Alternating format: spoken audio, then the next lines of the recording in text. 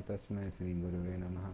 श्रीचैतन्यमनोभीष्टं स्थापितं येन भूतले स्वयं रूपकदा मह्यं ददाति स पदान्तिकं।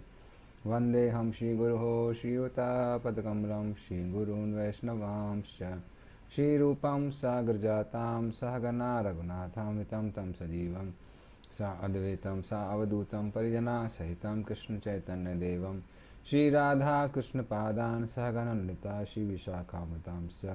नमः ओं विष्णुपादाय कृष्णप्रेष्ठाय भूतले श्रीमते भक्तिवेदान्त स्वामिनिति नामने। नमस्ते सारस्वते देवे गौरवाणी प्रचारिणे निर्विशेष शून्यवादी पाश्चात्यदेशतारिणे वाञ्छाकल्पतरुभ्यश्च कृपा सिन्धुभ्येव च पतितानां पावनेभ्यो वैष्णवेभ्यो नमो नमः।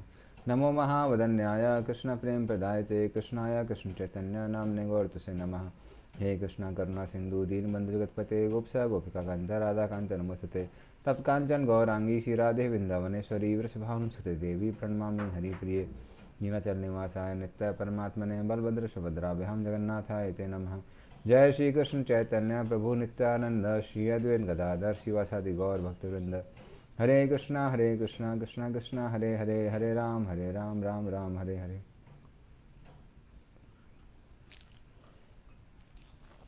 हरे कृष्ण। तो हम लोगों ने लास्ट टाइम देखा था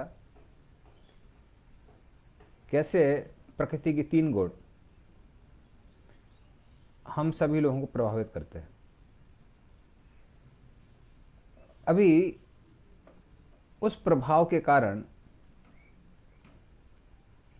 हमको क्या क्या परिणाम मिलते हैं, क्या क्या परिणाम भोगने पड़ते हैं, इसके बारे में आज हम लोग चर्चा करेंगे। और हम ये भी चर्चा करेंगे कैसे हम तीनों गुणों के ऊपर जा सकते हैं। तो जैसा कि आपको याद होगा, हमने बताया था कि सत्वगुण के विकास से व्यक्ति को सुख की अनुभूति होती है और ज्ञान की प्राप्ति होती है। रजोगुण के कारण व्यक्ति असीमित आकांक्षाओं से बन जाता है और तमोगुण के कारण व्यक्ति पागलपन, आलस्य, निद्रा आदि में फंस जाता है। तो व्यक्ति वैसे निष्क्रिय जैसा हो जाता है। और फिर उसके बाद में क्या होता है ना, खासकर मृत्यु पर्यंत उसको क्या क्या परिणाम मिलने वाले हैं, उनके बारे में आज हम लोग चर्चा करेंगे। तो ये है 14 नंबर अध्याय, 14 नंबर श्लोक। यदा सत्त्वे प्रवृत्ते तु प्रलयं याति देहभृत् तदोत्तम विदाम लोकान अमलान प्रतिपद्यते। तो उसमें भगवान बोलते हैं यदा सत्त्वे प्रवृत्ते तु प्रलयम याति देहभृत्, अर्थात व्यक्ति का शरीर जब जाता है या उसको शरीर को छोड़ना पड़ता है और व्यक्ति उस समय सत्व गुण में लिप्त है, अर्थात जीवन भर उसने सत्य गुण को क्या किया है, प्रवृत्त, मतलब उसमें प्रवृत्त रहा है सत्व गुण में। तो शरीर छोड़ने के बाद क्या होता है उसके साथ, तदा उत्तम विदाम लोकान अमलान प्रतिपद्यते, वो ऊंचे लोगों की ओर जाता है, देवी देवताओं के लोकों में जाता है। और अमलान का अर्थ है वो उन लोकों में जाता है जहां पर लोग शुद्ध जीवन यापन करते हैं ना। अभी शुद्ध जीवन का मतलब क्या है? शुद्ध जीवन का अर्थ है कि ऐसा व्यक्ति कहां जाता है, वो देवी देवताओं के लोक में जाता है। और प्रभुपाद जी बताते हैं श्रीमद् भागवतम के एक तात्पर्य में कि देवी देवताओं के लोग इस धरातल पर रहने वाले, खासकर इस कलयुग में इस समय रहने वाले लोगों से कैसे भिन्न है। तो जो देवलोक के प्राणी होते हैं वो अशुद्ध चीजों को ग्रहण नहीं करते। जैसे अंडा, मांस, मच्छी इन सब चीज़ों को ग्रहण नहीं करते हैं, वो सत्वगुणी भोजन ग्रहण करते हैं। मतलब शाकाहारी भोजन जो कि घी में पका हुआ है, प्रभुपाद जी खासकर बोलते हैं शुद्ध घी, वो लोग शुद्ध घी का प्रयोग करते हैं। और इसलिए प्रभुपाद जी कहते हैं कि यदि व्यक्ति दूध और घी अन्न आदि का प्रयोग करे तो अपने जीवन में सत्व गुण की वृद्धि कर सकता है, और फिर उसकी मनोवृत्ति, सोचने का तरीका, ये सब भी कैसा हो जाएगा, देवी देवताओं जैसा ही हो जाएगा। तो इस तरह से भोजन में अंतर है। फिर वो लोग सिर्फ उनका काउंटेनेंस, मतलब सिर्फ उनका रंग सुंदर नहीं होता है, उनका रूप भी बहुत सुंदर होता है। तो रंग और रूप में भी बहुत सुंदर होते हैं वो लोग। तो जैसा होगा भोजन वैसा होगा मन। तो जैसा हम भोजन करते हैं वैसी तन होता है, वैसे ही मन होता है। फिर उसके अलावा उन लोगों का जो व्यवहार करने का तरीका है वो भी कैसा होता है, बहुत अच्छा होता है, कुशल होता है। और फिर प्रभुपाद जी एक मुख्य चीज बताते हैं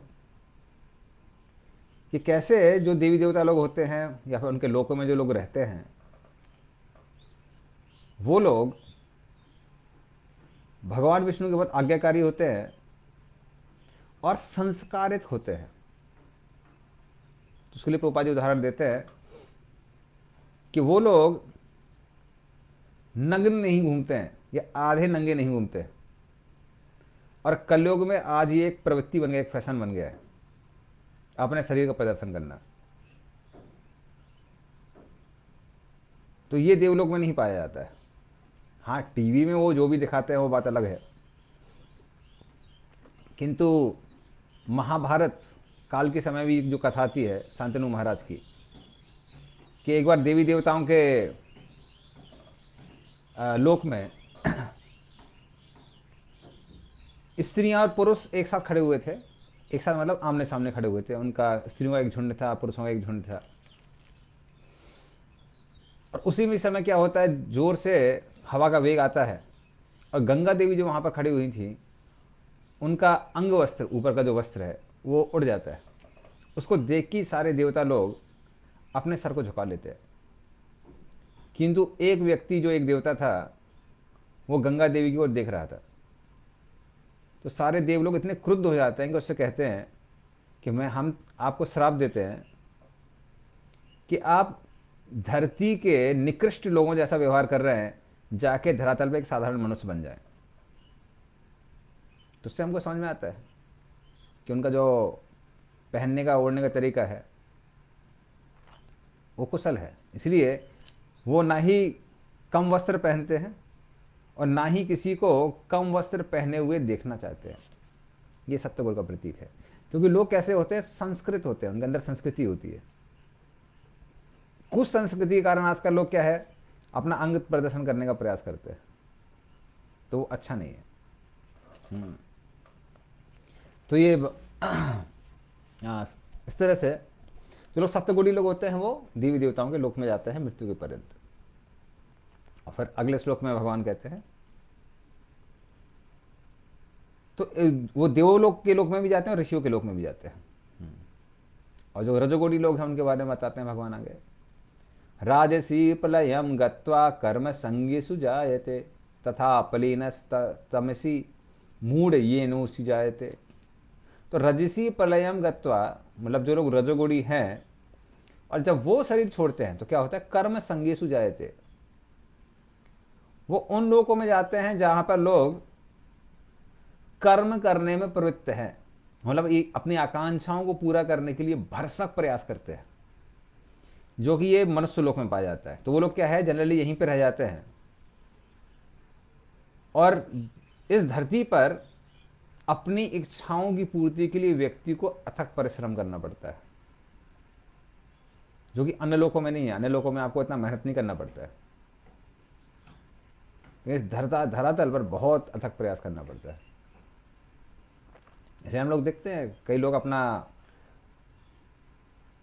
शरीर तक गवा बैठते हैं। शरीर गंवाने का मतलब है बैकएक हो रहा है, अलग अलग बीमारियां हो रही हैं, फिर भी 12-12 13 घंटे काम करते रहते हैं। आजकल तो नाइट शिफ्ट का भी कल्चर है, जो कि पहले नहीं हुआ करता था। तो रात भर काम करना पड़ता है। तो इसलिए धरातल पे क्या है, जो लोग रजोगुणी लोग होते हैं वो अपनी आकांक्षाओं को पूरा करने के लिए बहुत अत्यधिक मेहनत करते हैं, और कभी कभी ये भी भूल जाते हैं कि जो हम धन कमा रहे हैं उसका लक्ष्य क्या है। ठीक है, आप भक्त नहीं अभक्त हैं, अभक्त हैं तो कम से कम शरीर का पोषण करने के लिए तो धन कमा रहे हैं ना। लेकिन इतना ज़्यादा मेहनत करते हैं कि शरीर ही गंवा बैठते हैं, अपना स्वास्थ्य गंवा बैठते हैं। तो ये सब किसके कारण है? रजोगुण के कारण है। क्योंकि रजोगुण व्यक्ति अपनी आकांक्षाओं को पूरा करने के लिए इतनी मेहनत करता है कि वो भूल जाता है कि आकांक्षाओं को पूरा करते करते क्या, या फिर मेहनत करते करते क्या हम अपनी आकांक्षा को भी पूरा कर पाएंगे। तो साधारणतः लोग इतनी मेहनत करते हैं, सोचते हैं कि धन कमाएंगे, फिर धन से हम इस संसार का भोग करेंगे। लेकिन आजकल ऐसी हालत हो गई है, खासकर सॉफ्टवेयर इंजीनियर्स में, कि लोग इतनी मेहनत करते हैं कि जल्दी ही उनको बीमारियां पकड़ जाती हैं और बुढ़ापे तक मेहनत ही करते रहते हैं। तो भूल ही जाते हैं कि इतनी मेहनत हम क्यों कर रहे हैं। ये रजोगुण का प्रतीक है। रजोगुणी व्यक्ति जल्दी बुद्धि का उतना इस्तेमाल नहीं करता है, वो मेहनत बहुत करता है। तो इसलिए वो लोग कहाँ जाते हैं, जो रजोगुणी लोग होते हैं वो जनरली इस धरती पर वापस आते हैं और अथक परिश्रम करते हैं। और तमोगुणी के बारे में भगवान क्या बताते हैं, इसी श्लोक में बताते हैं, तथा पलिनस तमसी मूढ़ योनिषु जायते। मूढ़ मतलब है मूर्ख, कम बुद्धि वाले। और जो लोग तमोगुणी लोग होते हैं वो उन योनियों में उनका जन्म होता है जिन लोगों की ज्यादा बुद्धि नहीं होती है, जो कि पशु पक्षियों की योनियां हैं। क्योंकि पशु पक्षियों के अंदर आहार निद्रा भय मैथुन के अलावा और कोई उनके मन में चीजें आती ही नहीं है। कहाँ भोजन है, कैसे आराम कर सकते हैं, तो इन सब चीजों के बारे में ही उनके मन में चिंता चलती रहती है। उसके आगे वो नहीं देख सकते हैं। तो इसलिए बोलते हैं मूढ़ योनिषु जायते। तो ये तमोगुण का लक्षण है। तो इस तरह से उन्होंने भगवान सत्वगुण रजोगुण तमोगुण कि प्रधान होने पर मृत्यु पर्यंत कहां कहां जाना पड़ता है उसके बारे में भगवान बताते हैं। इसलिए प्रभुपाद जी कहा करते थे कि भक्ति कीजिए, मान लीजिए भगवान के धाम भी नहीं जा सके, लेकिन क्योंकि भक्ति व्यक्ति को रजोगुण और तमोगुण से ऊपर कर देती है, सत्वगुण में ला देती है, कम से कम देवलोक तो जाएंगे ना। तो अगर भगवान के धाम भी नहीं जा पाए, कम से कम देवताओं के लोक में जाने का मौका मिलेगा। लेकिन यदि व्यक्ति रजोगुण और तमोगुण में ही फंसा रहता है तो पशु पक्षी की योनियों में जाना पड़ता है। तो खतरा है। इसलिए बोलते स्वल्पमपि अस्य धर्म से त्रायते महतो भयात्। अगर किसी ने थोड़ी सी भी भक्ति की है तो कम से कम उसको पशु पक्षी की योनियों में नहीं जाना पड़ेगा। कई बार शहर के लोगों को समझ में नहीं आता है कि पशु पक्षी की योनियों में कितना कष्ट है। जब हमको सर्दी लगती है, पशु पक्षियों को भी सर्दी लगती है। हम लोग के पास कंबल है, बहुत सारे संसाधन है, उनके पास नहीं है। हम आराम से चुपचाप बैठ के कहीं पर भोजन कर सकते हैं। आप कभी पशु पक्षियों को ध्यान से देखना, भोजन करते समय बहुत उद्विग्न रहते हैं, उनको टेंशन रहती है कि कहीं कोई और आके हमारे भोजन पर आक्रमण ना कर दे। तो चुप बेचारे आराम से भोजन भी नहीं कर सकते। फिर बीमारियों को तो कहना ही क्या है। वैसे उनके भी कुछ इलाज होते हैं जो भगवान ने उनको दिए हैं, किंतु उनको भी काफ़ी बीमारियां होती हैं। कोई हॉस्पिटल नहीं है, कोई ऑर्गेनाइजेशन नहीं है। तो उस तरह से पशु पक्षी की योनियों में बहुत कष्ट है। लेकिन यदि व्यक्ति हरे कृष्ण मंत्र कर रहा है, हरे कृष्ण कृष्ण कृष्ण हरे हरे, हरे राम राम राम हरे हरे, और गीता भागवत का पाठ कर रहा है, भक्ति कर रहा है भगवान की, तो धीरे धीरे करके रजोगुण तमोगुण से मुक्त हो जाता है। और कम से कम उसको पशु पक्षियों की योनि में नहीं जाना पड़ेगा। गारंटी है कम से कम उसको मनुष्य जीवन मिलेगा। तो वही भगवान यहाँ पर क्या कर रहे हैं, समझा रहे हैं। हाँ। तो कोई बोल सकता है ठीक है ये तो मरने के बाद है, लेकिन तुरंत भी कुछ परिणाम मिलता है क्या? मतलब इस शरीर में रहते हुए भी कुछ परिणाम मिलता है क्या? तो भगवान कहते हैं हाँ मिलता है, जो कि भगवान 16, 17 और 18 में बताते हैं।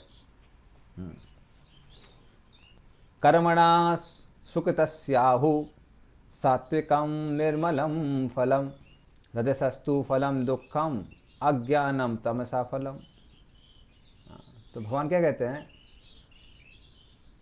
कर्मणा सुकृतस्य, सुकृतस्य मतलब क्या? सुकृति या फिर कोई अच्छा कार्य कर रहा है, पुण्यवान कार्य कर रहा है। आहु सात्विकम निर्मलम। हाँ, तो ऐसा व्यक्ति कैसा हो जाता है? निर्मल हो जाता है। निर्मल अर्थात क्या है? हमारा हृदय मलिन चीजों से दूषित रहता है, काम क्रोध लोभ इत्यादि से दूषित रहता है। और यही काम क्रोध लोभ व्यक्ति को उद्विग्न करते हैं। इसीलिए जो व्यक्ति ईर्ष्या से भरा हुआ है, काम से भरा हुआ है, यदि आप उसको स्वर्गलोक भी भेज देंगे तो स्वर्गलोक में वो प्रसन्न नहीं रहेगा। क्यों? क्योंकि वो अपने संसाधनों को नहीं देखेगा, पड़ोसी के संसाधनों को देखेगा। बोले वाह ये मुझसे ज्यादा मजा कर रहा है, और ईर्ष्या के साथ कारण जल भुन जाएगा, प्रसन्न नहीं रह सकता ऐसा व्यक्ति। तो मुख्य समस्या ये नहीं है कि हमारे पास संसाधन नहीं है, मुख्य समस्या ये है कि काम क्रोध लोभ इत्यादि हृदय में भरे पड़े हैं। लेकिन जब व्यक्ति सत्वगुण में आता है तो इन सब से कैसा हो जाता है? धीरे धीरे करके मुक्त हो जाता है, काम क्रोध लोभ से मुक्त हो जाता है। तो इसलिए व्यक्ति कैसा हो जाता है? निर्मल हो जाता है। और ऐसा निर्मल व्यक्ति इस जीवन में भी शांत रह सकता है, प्रसन्न रह सकता है। रजोगुणी लोगों का जो मन है बहुत उद्विग्न रहता है, सत्यगुणी लोगों का मन कैसा रहता है? शांत रहता है। तो सत्यगुणी जीवन का ये लाभ है। कई लोग आते हैं, स्वामी जी शांति चाहिए, शांति चाहिए, शांति चाहिए। आप सत्यगुण का विकास करिए, 4 नियम का पालन करिए, मांसाहार मत करिए, बल्कि प्याज लहसुन नहीं खाना चाहिए। फिर मदिरा पान मत कीजिए। किसी भी तरह का जो नशा है, चाय कॉफ़ी में भी थोड़ा नशा होता है, तो आप हर्बल टी पी सकते हैं। अभी तो बहुत लोग हर्बल टी आ गई है मार्केट में। फिर अवैध स्त्री संबंध न करें, अवैध स्त्री अवैध पुरुष संबंध जो विवाह के बाहर है, और जुआ ना खेले। तो ये 4 चीज़ अगर नहीं करेंगे तो व्यक्ति क्या होता है? सत्वगुण में आ जाता है। और हरे कृष्ण नाम कर रहे हैं तो आध्यात्मिक लाभ भी मिलता है। तो वैसे ही व्यक्ति का मन कैसा हो जाएगा? शांत हो जाएगा। तो इस तरह से 4 नियम का पालन करने से, सत्यगुणी जीवन यापन करने से व्यक्ति निर्मल हो जाता है। लेकिन यदि अगर व्यक्ति रजोगुणी है तो क्या होता है? रजसस्तु फलम दुखम। उसको क्या मिलता है? दुख। दुख क्यों मिलता है? ये एक साधारण से समझने वाली बात है। क्योंकि संसार में, खासकर इस भौतिक जगत में क्या होता है? कुछ भी प्राप्त करने के लिए अथक प्रयास करना पड़ता है। जितनी आकांक्षाएं हैं उतना ज्यादा मेहनत करना पड़ता है। बल्कि प्रयास करने में जो दुख मिलता है और चीज के प्राप्त होने के बाद मेंटेनेंस में जो दुख मिलता है, वो कई बार चीजों से जो सुख मिलने वाला है उनसे बहुत ज्यादा होता है। खासकर हम पुरुषों के संबंध में कह रहे हैं, वैसे स्त्रियों को भी होता है, लेकिन पुरुषों को पहले इतना धन कमाना पड़ता है कोई भी फ्लैट खरीदने में या घर बनवाने में, तो बहुत मेहनत करनी पड़ती है। हमारे पिताजी को हमको याद है, वो अप डाउन करते थे, जॉब करते थे, और रात भर कंस्ट्रक्शन करा देते। 2 साल उनको लगा घर का कंस्ट्रक्शन कराने में। तो इतना मेहनत करके व्यक्ति क्या करता है? घर को बनवाता है, या फिर अगर फ्लैट भी खरीदना है तो इतना धन कमाने के लिए कष्ट झेलना पड़ता है। बचपन से व्यक्ति बच्चा पढ़ता है नहीं चाहते हुए भी, और फिर बहुत मेहनत करता है ना चाहते हुए भी। तो धन अर्जन करने में मेहनत करनी पड़ती है। और फिर वो काफ़ी नहीं है, घर को मेंटेन भी डेली करना पड़ता है। साफ सफाई करना है, उसका बिजली का बिल भरना है, पानी का बिल भरना है। तो उस तरह से उसके मेंटेनेंस में भी मेहनत लगती है। कभी कुछ टूट जाता है, कभी कुछ टूट जाता है। तो ये घर का उदाहरण है, ये हम देख सकते हैं, किसी भी चीज़ में हम देख सकते हैं। तो इस जगत में कुछ भी आनंद प्राप्त करने के लिए व्यक्ति को बहुत मेहनत करना पड़ता है। जैसे सैटरडे संडे फ्री मिलता है, लेकिन मेहनत कितने दिन करना पड़ता है? 5 दिन करना पड़ता है। और गृहिणियों का तो कहना ही क्या है, जो लोग घर में रहते हैं उनको दिन भर मेहनत करना पड़ता है। तो इस तरह से रजोगुणी व्यक्ति, क्योंकि उसके अंदर आकांक्षाएं बहुत ज़्यादा है। देखिए, मेहनत हर किसी को करना पड़ता है, लेकिन जितनी ज़्यादा आकांक्षाएं होंगी उतना ज़्यादा मेहनत करना पड़ेगा। वरना किसी के पास ज़्यादा आकांक्षाएं नहीं है तो वो वैसे भी प्रसन्न रह सकता है। जैसे कई भक्त हैं, ये हमको बड़ा आश्चर्य हुआ सुन के, तो कई सालों से हम देख रहे हैं। तो कई सालों पहले ऐसा हुआ था कि हमारे मंदिर में जो भक्त लोग कई बार ज्वाइन करने के लिए आते हैं, तो हम उनको पूछते हैं कि आपकी बहन की शादी हो गई कि नहीं हो गई है, फिर माता पिता के पास घर है कि नहीं है, पर्याप्त धन है कि नहीं है जीवन भर के लिए। तो उस तरह से अगर आपने अपनी जिम्मेदारी पूरी की है तभी आप मंदिर ज्वाइन कर सकते हैं, अन्यथा नहीं कर सकते। तो वो हम लोग देखते हैं। तो कई सालों पहले हमने एक भक्त से पूछा था, तो उन्होंने 15, 16, 17 लाख रुपए इकट्ठा किया था। गांव के रहने वाले हैं। तो हमने उनको पूछा कि आपके परिवार वालों का खर्चा कितना है? बोले प्रभु जी महीने भर का, नहीं महीने भर का नहीं बोला, बोले साल भर का 1,500 रुपया। हमको विश्वास नहीं हुआ। हमने बोला कि महीने का है क्या? बोले नहीं नहीं नहीं, साल भर का है। हमने कहा ऐसे कैसे हो सकता है?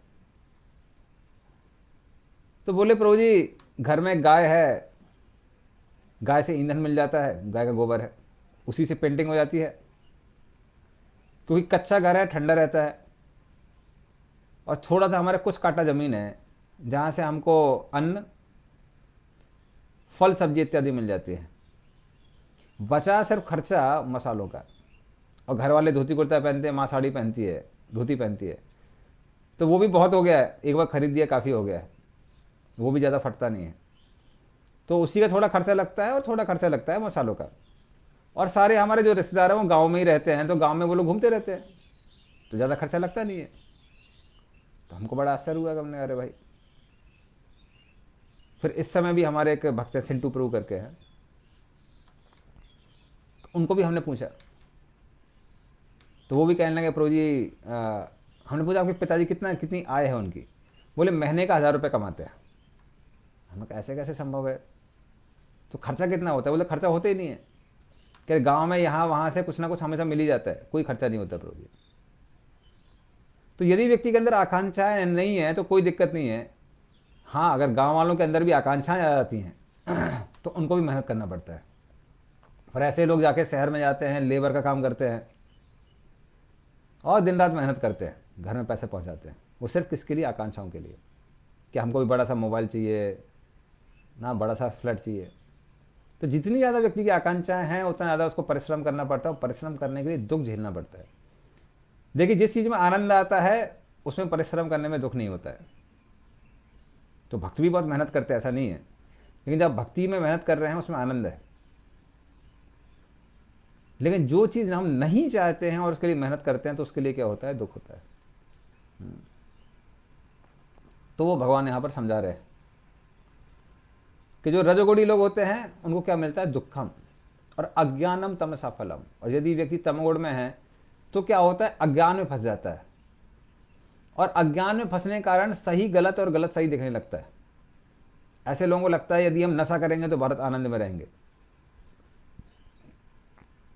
जैसे हमको याद है, कई साल पहले की बात है, जब हम IIT में पढ़ते थे, तो ये 3rd ईयर में थे या 4th ईयर में थे, तो मुंबई गए हुए थे रिलायंस ऑयल एंड गैस में, वहाँ पर इंटर्नशिप थी।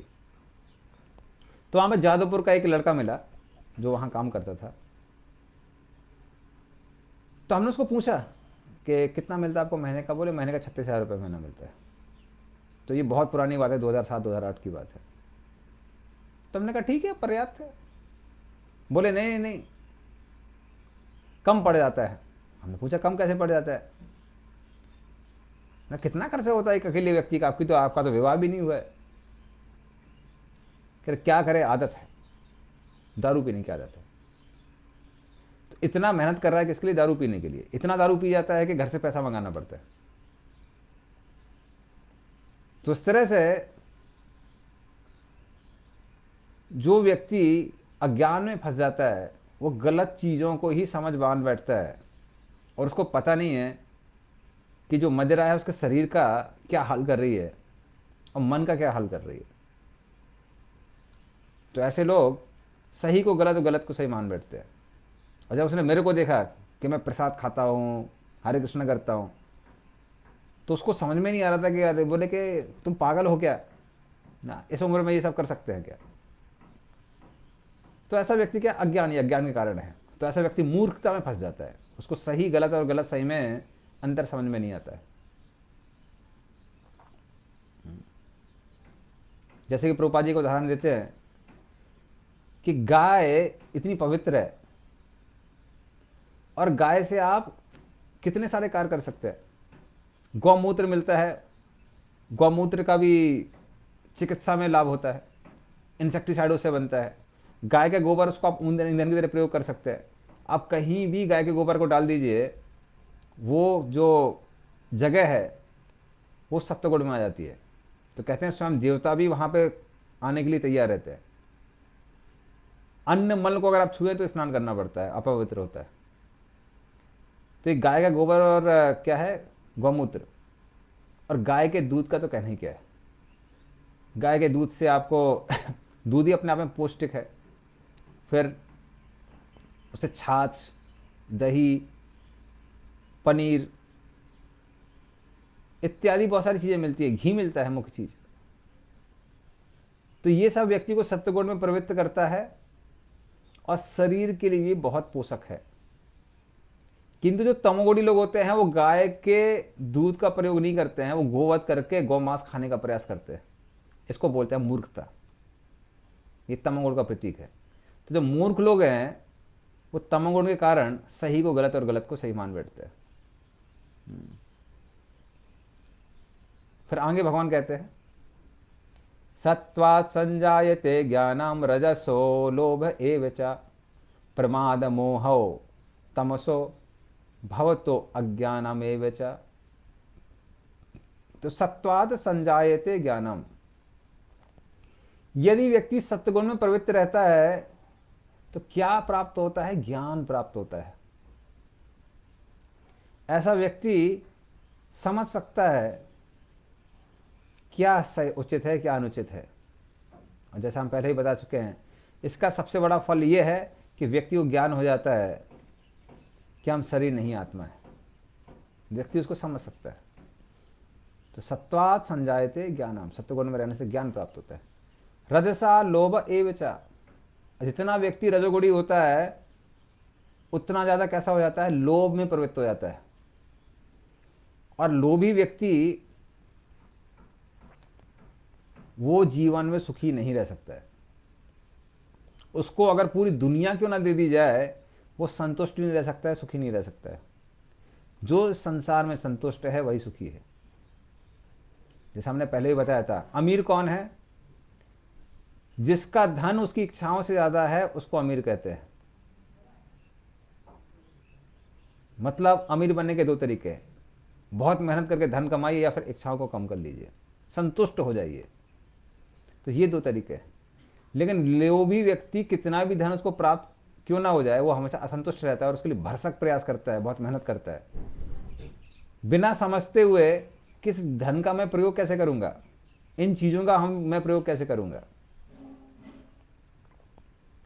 तो प्रभुपाद जी एक बहुत महत्वपूर्ण वाक्य बोलते हैं रावण के बारे में। कहते Ravan was suffering because he had more assets than he could enjoy. Ravan दुखी इसलिए था क्योंकि उसने संसार की इतनी वस्तु इकट्ठी कर ली थी जिनका वो भोग भी नहीं कर सकता था। तो जिन चीजों को, जो चीजें हमारे लिए जरूरत है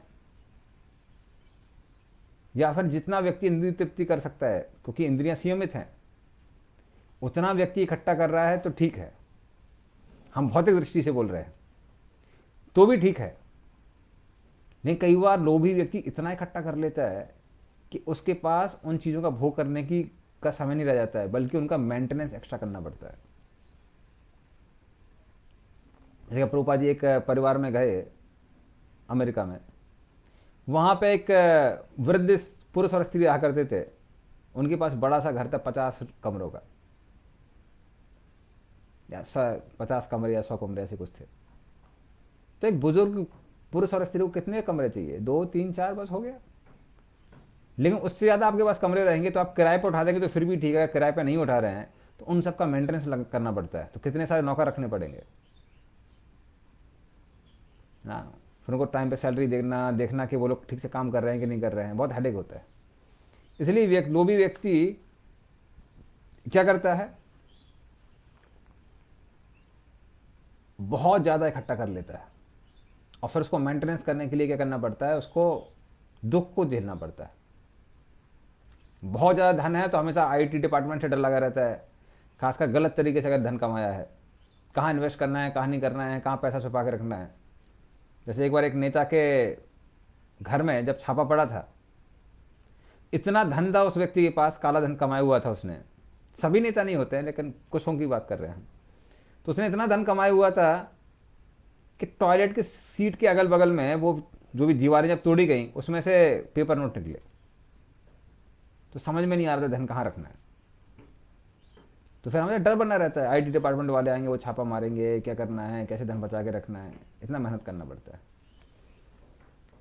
और तमोगुण से क्या होता है, भगवान कहते हैं प्रमाद मोहो तमसो भवतो अज्ञानम एवच। जब व्यक्ति तमोगुण में होता है तो क्या होता है, प्रमाद, पागलपन। तो लोग पागलपन में कुछ भी करते हैं, अजीबोगरीब कपड़े पहनते हैं, ऐसा हैवी मेटेलिक म्यूजिक सुनते हैं जो मन को कभी अच्छा लग ही नहीं सकता है। मगर सदगुणी व्यक्ति सुनेगा तो चिड़चिड़ापन आ जाएगा, ऐसा म्यूजिक सुनते हैं। मदिरा पान करते हैं, गंदे गंदे कपड़े महीनों तक पहने रहते हैं और सोचते हैं कि बहुत बड़ा कार्य कर रहे हैं। तो ऐसे लोग पागलपन में फंस जाते हैं, मोह में फंस जाते हैं। हाँ, खासकर जो लोग मदिरा पान करते हैं या फिर ड्रग्स वगैरह लेते हैं तो मुंह में फंस जाते हैं। वो लोग पड़े रहते हैं गटर में, लगता है कि ना हम बड़े सिंहासन में बैठे हुए। तो ऐसा व्यक्ति प्रमाद, मोह, इन सब से फंस जाता है। तो पागलपन, मूर्खता, पागलपन और मोह, इन सब में व्यक्ति फंस जाता है। तो ये किसका लक्षण है, तमोगुण का लक्षण है। और फिर आगे भगवान कहते हैं ऊर्ध्व गच्छन्ति सत्वस्ता मध्य तिष्ठन्ति राजसा जगन्न गुणवृत्तिस्था अधो गच्छन्ति तामसा। ऊर्ध्व गच्छन्ति सत्वस्था, जो लोग सत्वगुण में स्थित हैं वो कहाँ जाते हैं, वो उच्च लोगों को प्राप्त करते हैं, वो देवताओं के लोक में जाते हैं। मध्य तिष्ठन्ति राजसा, जो लोग रजोगुणी होते हैं वो लगभग इस मर्त्यलोक में वापस आते हैं, पृथ्वी लोक में। और अधो गच्छन्ति तामसा, जो तामसिक लोग होते हैं वो पशु पक्षियों की योनियों में जाते हैं और नरकों में जाते हैं, क्योंकि वो लोग पाप में बहुत ज़्यादा लिप्त रहते हैं। तो थोड़ा पाप किया है, पशु पक्षी की योनि काफ़ी है, लेकिन जिसने बहुत घोर पाप किया है उसको तो नरक जाना ही पड़ता है। वैसे ज़्यादा लोगों को नरक जाना पड़ता है, लेकिन तमगुणी व्यक्ति को खासकर। तो इस तरह से व्यक्ति को अलग अलग परिणाम मिलते हैं, सत्वगुण में, रजोगुण में, तमगुण में। तो इसलिए सत्वगुण में भगवान कहते हैं सत्वगुण में रहना बहुत अच्छा है, किंतु सत्वगुण में रहना पर्याप्त नहीं है। क्योंकि यदि आप सत्वगुण में भी हैं तो इस भौतिक जगत में ही फंसे रहेंगे। देवी देवताओं के लोक में जाएंगे, पुण्यों के कारण जब तक आपके पुण्य बचे हुए हैं तब तक वहां पर क्या करेंगे, भोग करेंगे, और पुण्य क्षीण होने के बाद वापस इस संसार में आएंगे। क्षीणे पुण्य मर्त्य लोकम विसंति। इसीलिए सत्वगुण में स्थित रहते हुए व्यक्ति को क्या करना चाहिए, भगवान की भक्ति करना चाहिए, जिससे वो तीनों गुणों के ऊपर जाके भगवान के धाम जा सकता है। और उसके बारे में भगवान अभी बताने वाले हैं, तो उसके बारे में हम थोड़ा चर्चा करते हैं। तो भगवान कहते हैं नानाम गुणेभ्यः कर्ताराम यदा दृष्टानुपश्यति गुणेभ्यश्च परम वेत्ति मद्भावम सु अधिगच्छति। तो भगवान बोलते ना अन्नम गुणेभ्यः कर्तारम यदा दृष्टानुपश्यति। तो जिस व्यक्ति को दृष्टि मिली है, कौन सी दृष्टि? ये गीता और भागवत के ज्ञान की दृष्टि। वो देखता है इस संसार में जो भी कार्य हो रहे हैं रजोगुण तमोगुण या सत्वगुण के कारण हो रहे हैं। तो जो लोग ज्ञानवान हैं सत्वगुण में हैं, अधिक परिश्रम करने वाले रजोगुण में हैं, पागलपन में रहने वाले तमोगुण में हैं। तो हर जगह क्या है, वो देखता है कि गुण ही गुण व्याप्त हैं। तो इसलिए गुणेभ्यश्च परम वेति मद भावम स्वधिगच्छति। तो इस तरह से वो व्यक्ति देखता है कि तीनों गुणों में फंसा रहना ही है। इसलिए क्या करना है, उन भगवान को व्यक्ति जानता है कि उन भगवान को प्राप्त करना ही जीवन का लक्ष्य है। और उसको पता कि ये भगवान जो हैं वो तीनों गुणों के ऊपर हैं। और ऐसा व्यक्ति फिर क्या करता है, भगवान की भक्ति करता है। और भगवान की भक्ति करने के कारण वो भी तीनों गुणों से ऊपर आ जाता है। आप सत्वगुण का ध्यान करेंगे, सत्वगुण में लिप्त होंगे। रजोगुण का ध्यान करेंगे, रजोगुण से लिप्त होंगे। तमोगुण का ध्यान करेंगे, तमोगुण से लिप्त होंगे। लेकिन कृष्ण क्योंकि तीनों गुणों से ऊपर हैं, यदि उनका ध्यान करेंगे तो आप भी तीन गुणों से ऊपर जा सकते हैं। तो इस तरह से हम सब तीन गुणों के ऊपर जा सकते हैं। किसके द्वारा? कृष्ण की भक्ति करके। तो कृष्ण और कृष्ण की जो भक्ति है वो इस जगत की नहीं है, वो आध्यात्मिक जगत की है और तीनों गुणों से ऊपर है। इस संसार के शब्द तीन गुणों में हो सकते हैं। मधुर वचन शास्त्रों के अनुसार सत्वगुण में, आकांक्षा वाले वचन तमोगुण में, और ईर्ष्या के कारण जो वचन बोले जाते हैं, क्रूर शब्द बोले जाते हैं, वो तमोगुण में हो सकते हैं। किंतु जो भगवान का नाम है वो तीनों गुणों से ऊपर है। गोलोकेरा प्रेम धन हरि नाम संकीर्तन। तो भगवान का जो नाम है वो गोलोक का धन है, संसार का धन नहीं है। तो इसलिए यदि हम भगवान का नाम लेंगे, हरे कृष्ण कृष्ण कृष्ण हरे हरे, हरे राम राम राम हरे हरे, तो हम तीनों गुणों के ऊपर आ सकते हैं। तो ऐसा व्यक्ति जानता है कि भगवान का नाम, भगवान की लीलाएं तीनों गुणों से ऊपर हैं। और ये जानकर जो भगवान की भक्ति करता है वो भगवान को ही प्राप्त करता है, कृष्ण को प्राप्त करता है। तो ये कृष्ण यहां पर समझा रहे हैं। तो इस तरह से तीनों गुणों से मुक्त होने का प्रयास करना चाहिए। तो इस संसार में जब हम जी रहे हैं तो जीना है, किसी ना किसी गुण से हम लोग कुछ हद तक बंधे रहते हैं। तो सत्वगुण में आना है, और फिर सत्वगुण में रहना काफ़ी नहीं है, उसके बाद क्या करना है, तीनों गुणों के परे जाना है। तो उसका उदाहरण कैसे आता है, जैसे मान लीजिए प्लेन को अगर टेक ऑफ करना है तो उसको कहां से जाना पड़ता है, रनवे से जाना पड़ता है। तो रनवे में जब वो प्लेन चलता है, गति को पकड़ता है, उसके बाद उड़ सकता है। तो रनवे में दौड़ना सत्वगुण के स्तर पर रहने जैसा है, और फिर उड़ जाना तीनों गुणों के परे जाने जैसा है। किंतु कोई सोचता है अरे बड़ा मजा आ रहा है, प्लेन बड़ी गति से चलता है, और रनवे में भी यहीं यहाँ वहां घूमता रहता है, एयरपोर्ट के अंदर ही, तो प्लेन में बैठने से ज़्यादा लाभ नहीं होगा। अभी प्लेन ने गति पकड़ी हुई है, फ्यूल खत्म हो जाएगा, वहीं का वहीं रह जाएगा। तो गति पकड़ने का मुख्य लक्ष्य क्या है, उड़ना। उसी तरह से सत्वगुण में रहने का मुख्य लक्ष्य क्या है, सत्वगुण में रहने के बाद भगवान की भक्ति करके तीनों गुणों से ऊपर जाना चाहिए। तो वो भगवान वहां समझाते हैं और उसका फिर परिणाम भी बताते हैं। गुणान एतान अतीत त्रीन देही देहे समुद्भवान जन्म मृत्यु जरा दुखेर विमुक्तो अमृतम अश्नुते। तो गुणान एतान अतीत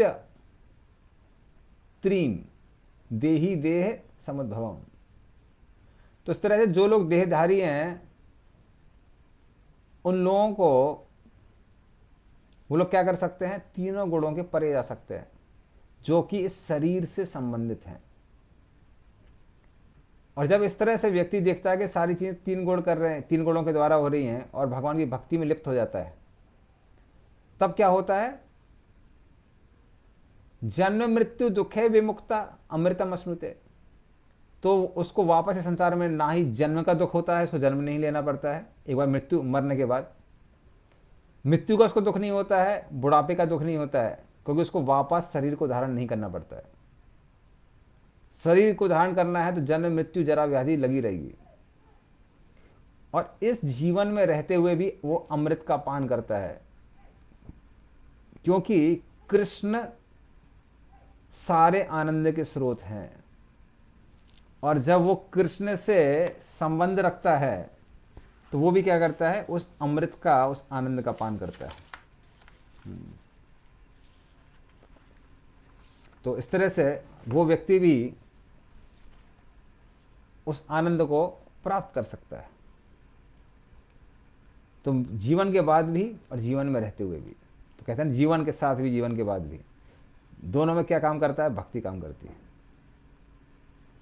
तो भक्ति करते करते ये लाभ मिलता है। बल्कि सही बताएं तो भक्त को बुढ़ापे का और मृत्यु का उतना दुख नहीं होता जितना अन्य लोगों को होता है, ये हमने देखा हुआ है। साधारण दुनिया में क्या होता है, जब व्यक्ति बूढ़ा हो जाता है, रिटायर हो जाता है, तो उसकी वैल्यू कम हो जाती है। तो ऐसा व्यक्ति सलाह देना चाहता है, लोग सुनने के लिए लोगों के पास टाइम नहीं है, और शरीर से वो ज्यादा कार्य कर नहीं सकता है। इसलिए कई बार बूढ़े लोग बहुत दुखी रहते हैं। कई बार आजकल तो बच्चे लोग बूढ़े माँ बाप को ओल्ड एज होम में छोड़ देते हैं, वहां पे और भी ज्यादा दुखी रहते हैं। किंतु जब लोग भक्ति करते हैं, हमने देखा है जितना ज्यादा व्यक्ति बूढ़ा हो जाता है उसकी वैल्यू उतनी ज्यादा बढ़ जाती है, क्योंकि उसके पास क्या है, आध्यात्मिक अनुभव बहुत ज्यादा है। तो इस्कॉन में जो सन्यासी हैं या वरिष्ठ वैष्णव हैं, वानप्रस्थ हैं, प्रभुपाद के शिष्य हैं, उनसे सुनने के लिए हमेशा लोग तत्पर रहते हैं, क्योंकि उन्होंने जीवन देखा है, भक्ति भी की है, और उनको अभी साक्षात्कार भी प्राप्त है।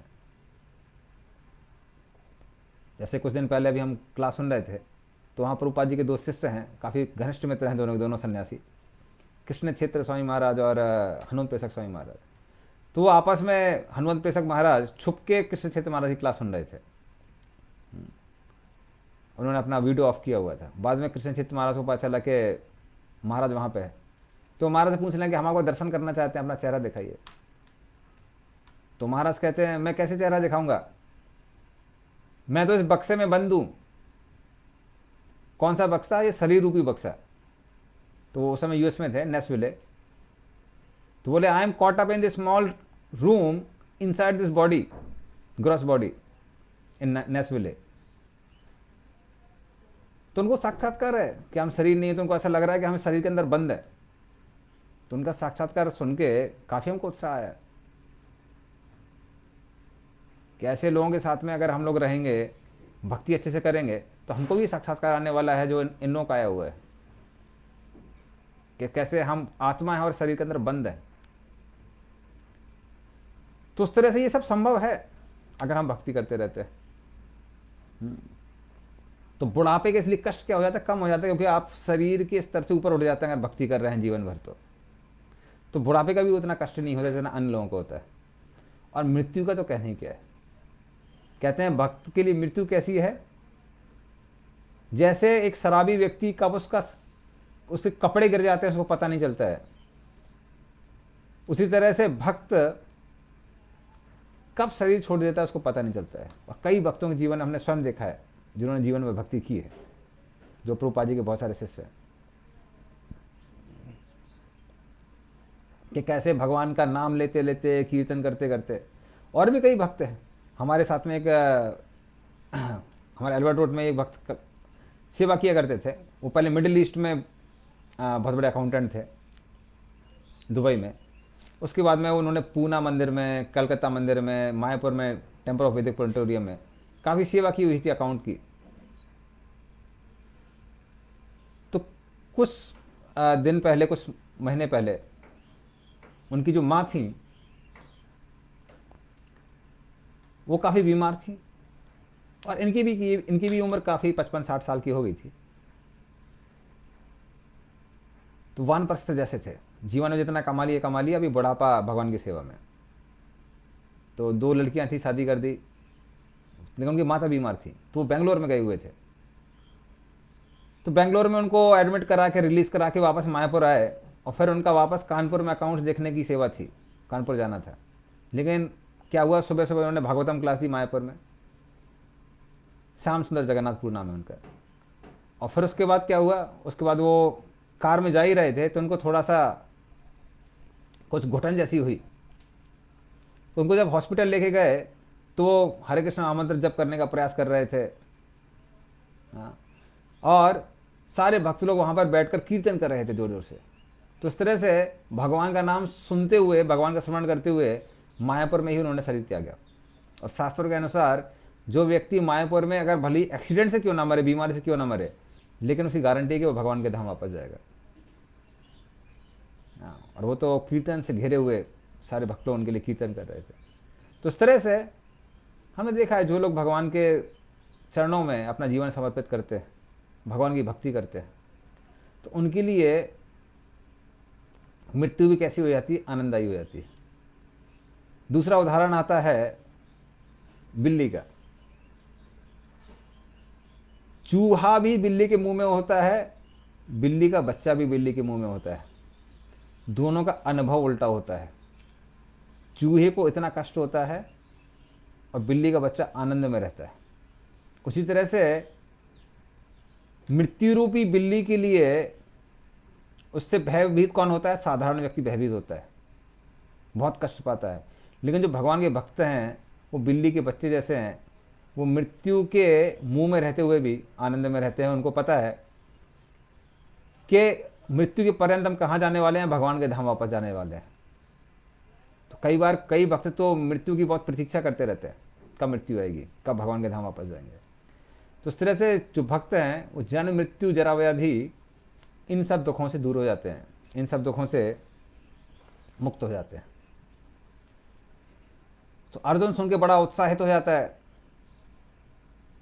और फिर कौन व्यक्ति तीनों गुणों से ऊपर है उसके बारे में प्रश्न पूछता है। हाँ, तो ये आखिरी श्लोक है आज का, ये श्लोक हम लोग लेते हैं। किसी को कोई प्रश्न है तो वो उसमें डाल सकता है, चैट बॉक्स में, कमेंट बॉक्स में। अर्जुन वाचा कैरलिंगे स्त्रीन गुणान एतान अतीतो भवति प्रभो किम आचारा कथम चैताम स्त्रीन। तो अर्जुन 3 प्रश्न पूछता है कृष्ण से। पहला क्या है कि हे भगवान, कै लिंगे त्रीन गुणान एतान अतीतः, किन किन लक्षणों से हम उस व्यक्ति को जान सकते हैं जो तीनों गुणों के परे है। क्या लक्षण है उस व्यक्ति के। हमारे जीवन में अगर वो लक्षण है, हम समझ सकते हैं 3 गुणों से परे है। या फिर किसी और व्यक्ति के अंदर है तो हम देख सकते हैं कि वो 3 गुणों से परे है क्या। दूसरा क्या है, फिर वो पूछता है भवती प्रभो किम आचारः कथम च, किम आचारः, वो क्या क्या आचरण करता है, कैसा व्यवहार करता है संसार के साथ, क्या क्या उसका आचरण है, उसके बारे में थोड़ा बताइए। और तीसरा बोलते हैं कथम च एतान त्रीन गुणान अतिवर्तते, और किस तरीके से व्यक्ति तीनों गुणों के परे जा सकता है। तो 3 प्रश्न है, कौन कौन से, क्या क्या लक्षण है, कैसा उस व्यक्ति का व्यवहार होता है, और तीसरा कि हम कैसे तीनों गुणों के परे हो सकते हैं, जा सकते हैं। तो आपने प्रशंसा तो बहुत की है, लेकिन कैसे जा सकते हैं। तो ये 3 प्रश्न अर्जुन पूछता है, और फिर भगवान आगे के श्लोकों में इन तीनों प्रश्नों का उत्तर देते हैं। तो ये तीनों प्रश्नों के उत्तर हम लोग अगले हफ्ते सुनेंगे, अगली क्लास में। तो तब तक हम कथा को यहीं विराम देते हैं। श्रीमद् भगवद गीता की जय। शील प्रभुपाद की। हरे कृष्ण।